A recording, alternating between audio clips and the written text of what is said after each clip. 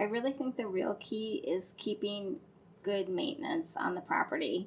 I really think it's as simple as that, where you're having a well-maintained property. Doesn't need to be new, does not need to be renovated, just needs to be well-maintained. Then we're attracting great residents. That is the key. The turnovers are not going to be as expensive. There won't be as many maintenance issues. We just want to attract great residents, and we want them to stay as long as possible. It is a common saying amongst real estate investors that you make money when you buy, not when you sell. While this catchy phrase has value, it fails to convey how easy it is to lose money through poor property management. Whether you self-manage or hire a professional, it is important to understand how to navigate the common pitfalls and challenges with rental properties without losing your shirt or your mind. That's why you have tuned in to Maximizing Your Property Value, the apartment owner's guide to operating rental properties as a successful business. I'm your host, John Stiles, real estate agent and team leader of the VIP Real Estate Group at Bridge Realty. As a current multifamily investor and former property manager myself, I understand the headaches and difficulties of keeping an investment property from becoming a money pit and time sucker. It takes a solid business plan, it takes tested systems, and it takes key team members to actually find success. So let's take a deep dive and maximize your property value. Welcome back, everybody, to another edition of Maximizing Your Property Value. This is the show where we dive into best practices for managing your rental property business and making sure it is profitable. So with me today, I'm so excited to have our guest, Jennifer Spadine, who is with Guardian Property Management and Guardian Property Maintenance. Jennifer, thank you so much for coming in today. You're welcome. My pleasure. I'm excited to be here. Great. Jennifer, if you could take a moment to tell us a little bit about yourself and your company. Yes, so I own Guardian Property Management, Guardian Property Maintenance. My background has been property management. I actually started in the business when I was 19. I had a nice career at Real Estate Equities. And then in 2002, I went to work for Guardian Property Management, then called Poseidon Companies, and it went up for sale in 2004. At that point, I'd been in the industry for about 13 years. My husband encouraged me to purchase the company, and it's been great ever since. Personally, I have 2 adult children, 3 adult stepchildren, 2 beautiful grandchildren, a boy and a girl, grandson, granddaughter, and I've been married for 18 years, happily married. Okay, great. That's exciting about all the kids and grandkids. Yes. Tell us a little bit more about your company. What kind of clients is kind of best suited for your company? Great question. So our niche is small scattered site. So we'll do 1 unit, single family home, townhome, condo, up to multi-unit. But we're keeping it where there's no on-site staff. So caretakers, we manage those. But typically buildings of 50 units or less in one spot. So we'll have owners that maybe have a portfolio of 70 units, but again, it's small scattered site. That's our niche. Okay. And you're servicing the Minneapolis-St. Paul metro, or which cities do you service? Yes, we are actually entire metro area. We have, as far north as Forest Lake and Hugo, as far west as Minnetonka, as far south as Chaska, even southeast to Hastings, Stillwater. So just in that group, we have a little bit on the 94 corridor, Albertville, Monticello, and St. Cloud. We acquired it years ago and still manage it. Oh, okay. Great. And what would you say kind of sets your company apart from, the other property management options that owners have out there? I think it's primarily 2 things. Number 1 is customer service. We love all of our customers. We have live answering of our telephone during our business hours. we really care about each individual that we're working with, advising our owners, good customer service to our residents. The second thing that really sets us apart is we really understand property management. Our staff is very well trained. We take a lot of our training through the Minnesota Multi-Housing Association. We go to different seminars. We go to conventions through the National Association of Residential Property Management. And just, again, following all of those principles in our day-to-day activities. Okay. Very good. Okay. Well, I wanted to move on here to a question of what does a good property manager look like? And, when I think about managing properties, as somebody has managed for other people in the past, and now I manage a couple of my own, to a certain extent, anybody could be a property manager or could learn how to be a property manager. However, I think there's some kind of key personality traits and structure to a business that would allow it to be long lasting and not kind of get burned out. So what would you say somebody that's looking for a property manager should look for? I think it's a couple of different things. Number one, I think that, a property manager, we're wearing a lot of different hats. We're representing the owner. We have a contract with them looking to maximize their investment. And then we're also looking to create a really good experience for the resident. So we're wearing those multiple hats all of the time. I think that the characteristics, problem solving, every phone call coming in, people are not calling to tell us what a great job we did. Typically, every phone call is because something's needed, whether it's maintenance, even as simple as I need a copy of my lease, or I can't pay rent. So every phone call, we need people that are action-oriented and can solve problems, and we'll see it through to the end. Yeah, that makes a lot of sense. So within your company, how do you split up responsibilities? Or, there's some companies where they have kind of a manager that's responsible for everything, or there's some companies that split up and delegate and specialize. How do you operate your company? Our model is by department, and I found that is the most effective way to operate. So if you work at Guardian Property Management, you're in one of three areas. You either work on the maintenance side, so we have handymen. The handymen are our in-house employees. In fact, when I first bought the company in 2004, I was using independent contractors, and I was spending all of my time chasing them around for their insurance, or I would need them to go to an emergency, and they had another job. So after about 18 months of doing that, we brought our handyman in-house. So we have our maintenance technicians, or we have our leasing. So our leasing people, that's their full-time day job. That's all they do, from marketing, advertising the properties, meeting with the potential residents, doing the full background checks, and they're experts. They know exactly where things should be valued, what rents should be at. So again, we want to maximize the income, but we want to minimize vacancy. So there's a sweet spot there. Right. Or the third department at Guardian is administrative. So we have a professional rent collector on staff.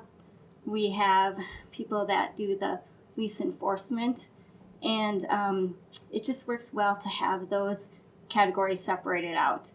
We definitely have different personalities between our leasing person and our rent collector. And that's really where our good customer service also ties right in, having the right person in the right seat. Yeah. So then from an owner's perspective, how do they know who to contact? Depending, maybe they have multiple properties and there's multiple, situations going on at different properties. Do they have one point of contact, or do they have to keep everybody's, phone number that's in your company and try to figure out who's doing what?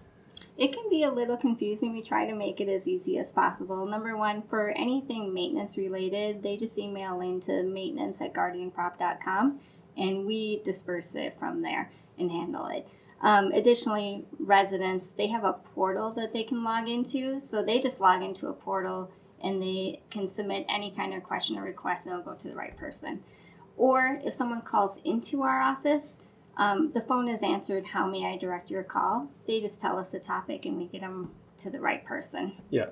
Okay. And then additionally, just as a little added, we have everybody's job position on our website if someone was really looking. But to tell you the truth, they just have to reach out. We'll figure it out. We don't expect that to be on the customer. Yeah.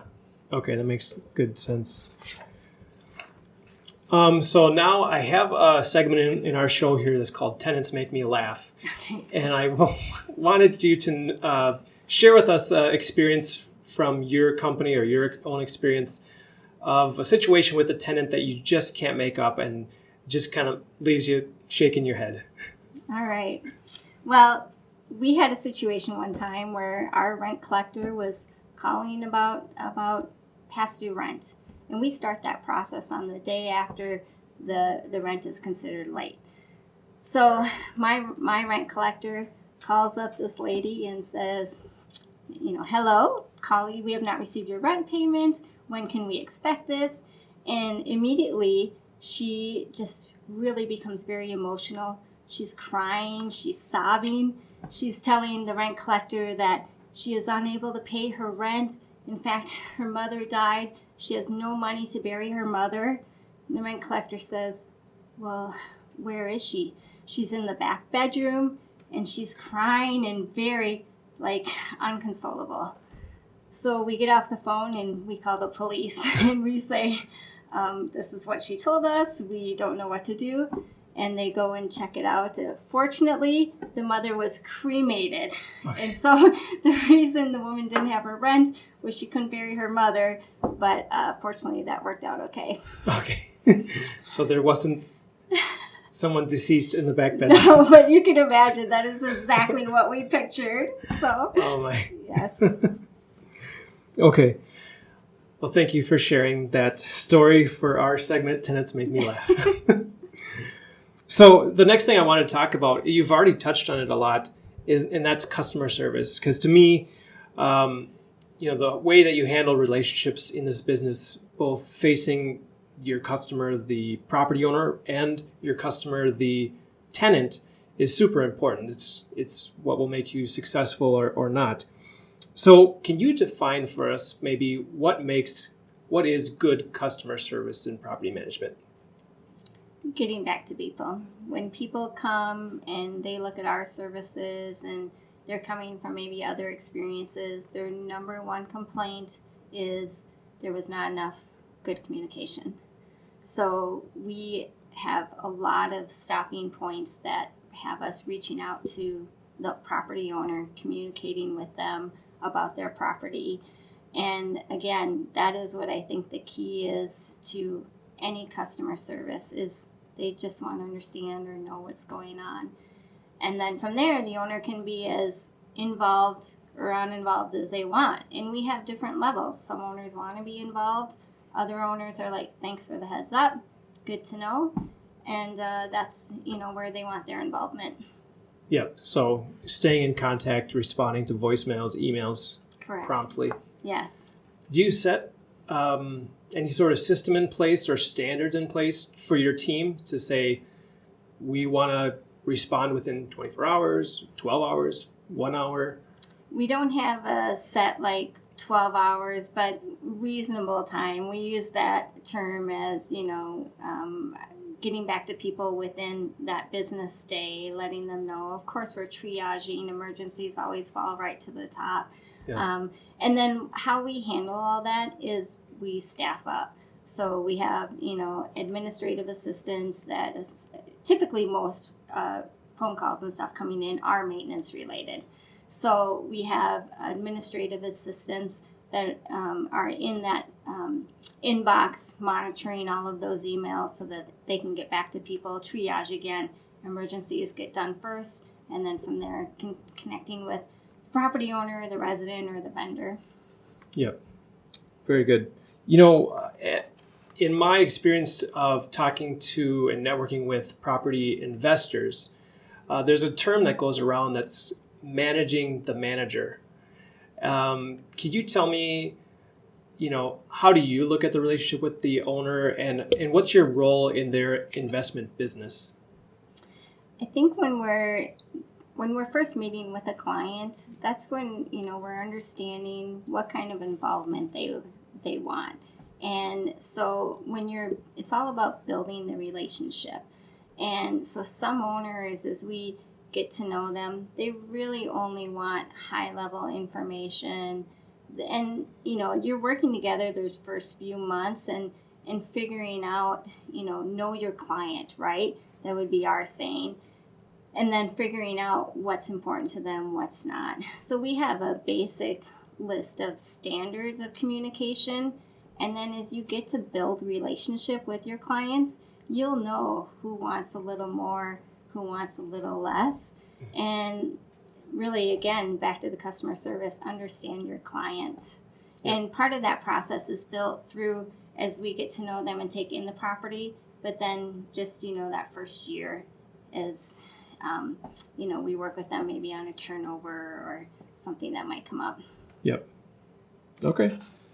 Wonderful. So now I have a question from our audience, and so I'm just going to get this queued up here.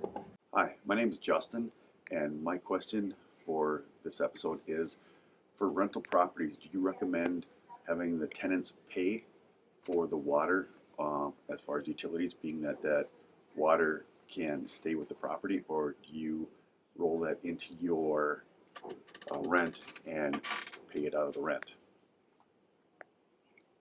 Justin, thank you. That is a question we often get asked, and 100% our recommendation is that the resident pays for the water. However, there are a few cities that do not allow water to be put into the resident's name. So in those cases, of course, we're governed that we need to bill it back to the resident, and we do that. We have the correct verbiage in the lease that lets us bill it back to the resident, but in cases where it can go right in the resident's name, that's definitely our recommendation. Okay, and so do you have, I think what Justin's kind of concerned about there is, what if the resident doesn't pay the water and then, it bails out on the property?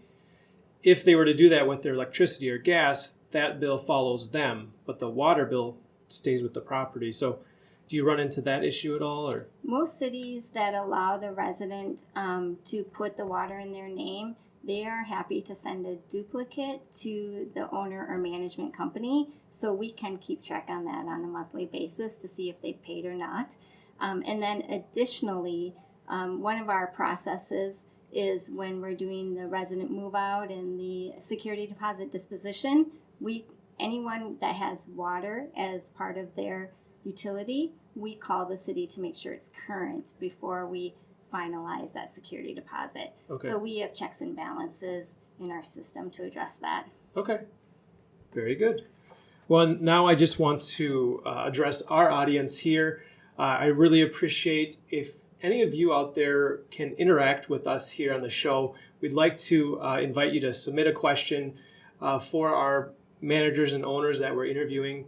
So if you look in the comments section below the description, you'll see some ways that you can submit a question. So I hope you can participate with us in that. Thank you.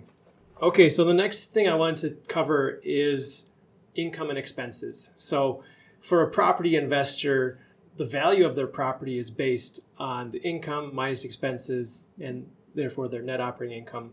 So first, talking about income, what are some maybe income sources that some owners are missing out on?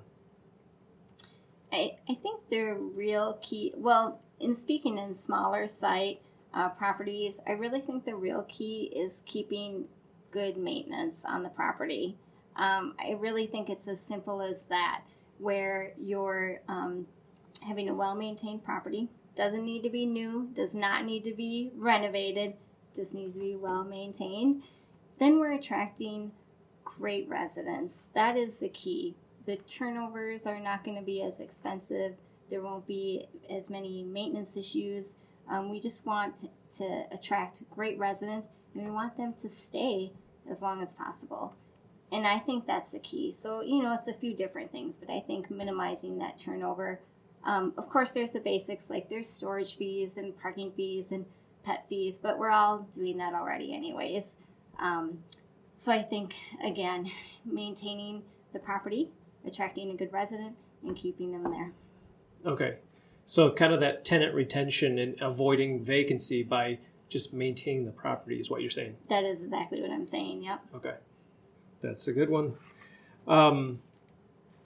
Then on the expense side, sometimes a property can feel like it's just eating up all the owner's money and this is breaking, that's breaking. Do you have any recommendations for property owners of ways to keep those expenses under control? I do, and I can appreciate the question itself, because one major happening can just eat a year's worth of profit, especially on these smaller sites. So again, I'm going to go right back to the maintenance. Guardian Property Management, we email our owners twice a year about preventative maintenance and gutter cleaning, and simple things that the property owner can do ahead of time just to keep, again, things well maintained makes such a difference. Walking through the property, when Guardian does these preventative walkthroughs, they're photographed, photograph report, so it'll tell you how old the appliances are, how old is the water heater, what do we need to be thinking about. So if the water heater is getting to be 12 years old, should we replace it now versus a Sunday afternoon when our contractor's on emergency time? So just paying attention, gutter cleaning can make such a big difference. We don't want the resident on top of the roof cleaning out gutters, potentially falling. Like, we have a contractor, when it's done yearly, it's done at a reasonable rate. Yeah. So these 2 times yearly emails, they are backed up by actual on-site visit and like actual details about the owner's property? So we email the owner asking them, would you like gutter cleaning? Would you like, and it's a reminder to them so that they don't have to keep track of it in their tickler file. And then owners will choose to take us up on it, depending on what is the property like? Like, does gutter cleaning need to be done twice a year? Well, it does if it's in a very wooded area. But we're letting them know, like, hey, it's that time of year again. Would you like it? And then the owners get to choose when they want to execute on those items. And then we handle everything from there. Okay. So they can do it twice a year, yearly, every other year, depending on what works for that particular property and where, if it's on a wooded lot or things that would make variables in there. Yeah. Okay, that makes sense. Kind of on that topic, how often do you recommend either the owner and or manager or somebody from the management company actually visit these properties? Because like you said, a lot of these are scattered sites, small buildings, maybe single family, fourplex, those type of things. And so theoretically, they could go months or years without being visited if the tenants aren't complaining. Mm-hmm. But do you have a recommendation for frequency to kind of be proactive with that? Yes, definitely once a year. That really, we're in a nice time of the market. We have strong renters. So once a year is very acceptable. And again, we're emailing out twice a year to remind the owner, but we're making sure that we're getting in the property as the property manager once a year. However, we're typically getting in there more than that. Okay. And some things, again, that we do on the back end is we're training our maintenance staff to notify us of any kind of housekeeping issues or anything they might see, like, they check the furnace filter every time they're there on any kind of work order. Okay. Things that the resident is supposed to be doing, so we get a gauge of, hey, is this happening? Is it not happening? Yeah. And from there, during those visits, we also have some of our vendors, like HVAC, we contract out. We have that vendor also trained to be taking pictures of furnace filters.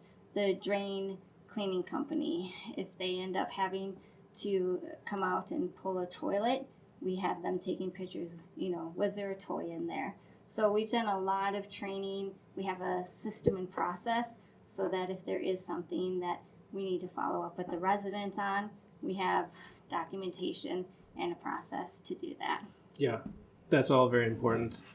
Just have whoever's going out there kind of to put on an owner's perspective that, mm-hmm. keep your eyes open and pay attention to what's going on at this property. Absolutely. And then when we send out the request, if the owner would like us to do a what we call preventative walkthrough, we invite them to go with us. And then in speaking with our owners, we love it when they're in the property at least once a year or even every other year. The properties where the owners are walking the property yearly or every other year, they really just function better because we can make a recommendation like, hey, it's time to maybe look at getting bids on painting the outside of the building or the home. But when they see it themselves, it has a lot more impact. And so those properties do generally run just a little bit better. Yeah. Well, I can see from an owner's perspective, they tend to be a little, just worried about that if their property manager might be trying to just spend their money for the sake of spending money. Right. So if they can actually be there to see it themselves, that can really help. Mm-hmm. Although if they're maybe out-of-state owners, do you have another way to handle that? Photo documentation is what we're doing. It's so easy nowadays with the technology that we can literally send a photo with just about everything that we're requesting. And same with the residents. A resident calls something in, we often say, can you send us a quick photo? It's seconds. People have the technology now to be able to upload a photo, and the old cliche, a photo is 1,000 words. It really just gives good perspective. Yep, very good. So the next thing I wanted to ask you about is your role as a property manager when an investor is either buying or selling their investment property. So I know that some owners are going to maybe have their own way of doing things, but what kind of services can you offer during those processes? So during the acquisition process, we've become a trusted advisor to the owners. So when an owner identifies a potential property or they put a PA on a property, we want them to send us the information with pictures, and we'll do a comp on that, a rental comparison analysis, and let them know here's where we think the rents will be. Because it might be different than what the current rents are or what they're thinking of what they can get in rent, and we just want to be 100% on the same page. So our leasing people do those. Again, they're boots on the ground. They're in the neighborhoods every day, and so they're giving very good information to the owner to help them do their cash flow summaries and make their decisions from there. And then once they have a property, we have a simple checklist that we give them of things we need to function. We need copies of leases, we need copies of keys, and just some general information about the property. Yeah, that's great. So then on the selling side, is there ways that you can help the owner get ready to sell the property? Yes, if the owner is going to sell the property, they really just send us a list of what they need. And, fortunately, everything now, we have all of our stuff stored electronically. So typically the owner, again, needs copies of the leases. They might need some applicant information, rent rolls, all of that information. We can get that to them right away. We just email it over. It's become very smooth process, both with acquisition and if something is going out of our portfolio. Yeah. And then what about if an owner says, I'm thinking about selling in 6 to 12 months, what can I do to my property to make sure that it's ready for those showings and it's going to be presented in its best light?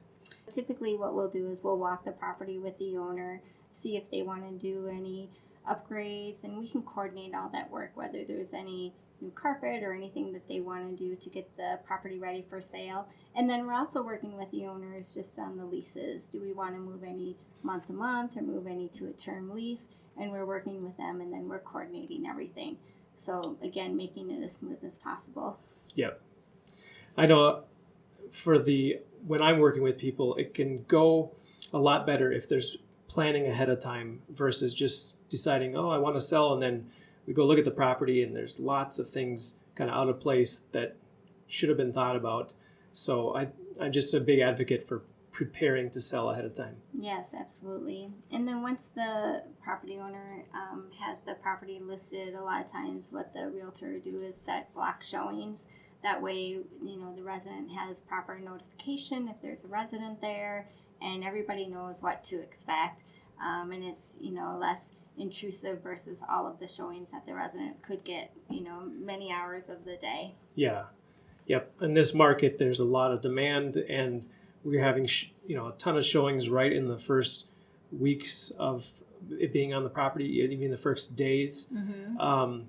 So definitely communicating with the tenants and letting them know what to expect is really important. Yes. So, okay, well, I want to transition here to looking at the rental market. We've been in this huge increase of rental values. Affordability is becoming an issue for many people, and a lot of people are asking themselves, how long can we be on this trajectory? So I want to ask, from your perspective, kind of boots on the ground, your perspective of how many showings are you still getting for when you're putting a property out there? Are we still seeing high demand for all types of housing, or is it certain segments, certain price points? Guardian has had a very successful summer, so we did see rent increases in all the markets throughout the entire year, this past year. Showings were also successful. Again, we do background checks on our residents, and we're finding well-qualified residents to move into the properties. Now that fall is here, September 1st, it's a little bit like a light switch, but we still consider the market to be good. We've just, the school year has started now, so we'll be seeing that the amount of people looking for rental housing every single month is just less and less and less while we get through the winter. For next year, we're really wondering if we're going to be able to do rent increases. We actually thought last year, are we at a high? Are we at the end? And we are still seeing that owners are adding some added value to the property, making sure that, again, they're in good, clean, well-maintained condition. We're seeing a lot of owners taking this opportunity to maybe upgrade kitchens, bathrooms, things that are very usable to the resident. And we did see rent increases this past year, but we're wondering if for 2020, if we'll see, rents stay about the same. Okay. It's our guess. Okay. Well, we will all see, right? We will all see. Very good. So I want to kind of wrap things up here. I've got some more questions that are more about yourself, and just so our audience can kind of get to know you better. And by the way, I really appreciate you sharing all these insights with the audience, and I think it's really beneficial, these different things that you've been sharing. So one of the questions I have for you is, why do you get up in the morning? I love what I do. I really do. I love working in housing. I've really found that you get to meet a lot of different people, and throughout my entire housing career, you get to learn about the people, which is definitely my favorite part. So, back when I first started in the industry and I was leasing apartments, myself to other people, what was important to them? Did they cook a lot? Did they need a big kitchen? Did they need to be by the school? Now I work more with the property owner, and was this their family home that they had before? Is this a multi-generational investment that they're carrying on, that legacy? Or are they new to investing? Are they an experienced investor? I learn so much from the people that I'm surrounded by. Yeah, wonderful. So my next question is, what is an event or person in your past that has kind of been pivotal or really life-changing to make you who you are today? Oh, gosh. Definitely licensing with two people. So definitely my father. So I grew up with a dad who flipped houses. And we grew up in Duluth, Minnesota. So every year of my schooling, we lived in a different house. We lived in utter chaos all the time. Like, I would literally come home from school and there'd be like a wall down or some kind of change. He always had these big visions. And like I said, he flipped houses. So I grew up with that. I'm very calm. I can handle a lot of chaos around me, which I think is great for property management. Yeah. And then the second person, I really have to say my husband. The opportunity for me to buy a property management company came up, and it was really his full encouragement of, you should do this, you can do this. And I never saw that in myself. Okay. Very good. So just kind of a final question is, how can people get in touch with you if they're interested more about your property management services, your maintenance services, or just to learn more about this topic? I would love that. And whether they're looking to be a client or just network, I mean, landlords need each other to connect with. So they can call me on my cell phone, which is 612-227-4321, or they can go to our website, guardianprop.com, guardianprop.com, and on there is our office number, our email address. You can go to the Who We Are and see a photo of our great staff. Okay. Yeah. Wonderful. Well, I do hope our audience takes you up on that, and I appreciate you again taking the time to be with us today, coming to our studio here today, and just sharing all this great information. So thank you so much, Jennifer. It's been my pleasure. Thank you. Yep. All right. And I also just want to say to our audience, thank you so much for listening and watching. Be sure to share this episode with others so that they can also learn how to better maximize their property value. And just comment also on either our YouTube video or my Facebook page, or give us a rating and review on iTunes, just so we can know that you're out there. It's, as we are recording this here in studio, it's just Jennifer and I, but we are obviously sharing this with all of you, and it's great to get some feedback that you're out there listening and watching. So thank you so much. The opinions shared on this show are for informational purposes only and should not be taken as a solicitation for representation or investment in any specific offering. Please consult with your financial, legal, tax, and real estate advisor before making any investment decisions. John Stiles is a licensed Minnesota real estate agent with Bridge Realty. Thanks for tuning in to Maximizing Your Property Value, the apartment owner's guide to operating rental properties as a successful business. If you're considering scaling up, downsizing, or right-sizing your real estate investment portfolio, it's important to know how to determine your property's value in today's market. That's why I've put together a free ebook for you called How to Calculate Your Investment Property's Value. To get your copy, go to www.realestatestyles.com/value. Now, if you found any value in today's show, be sure to subscribe to our email newsletter, YouTube channel, and podcast through your favorite podcast player. All the links are in the show notes. And would you do me a big favor? Help me get the word out about this show by sharing with your friends on Facebook and LinkedIn. And lastly, we appreciate your 5-star rating on iTunes. I really appreciate you and wish you the best in your real estate investing career. Signing off, I'm John Stiles with Bridge Realty. Make it a great day.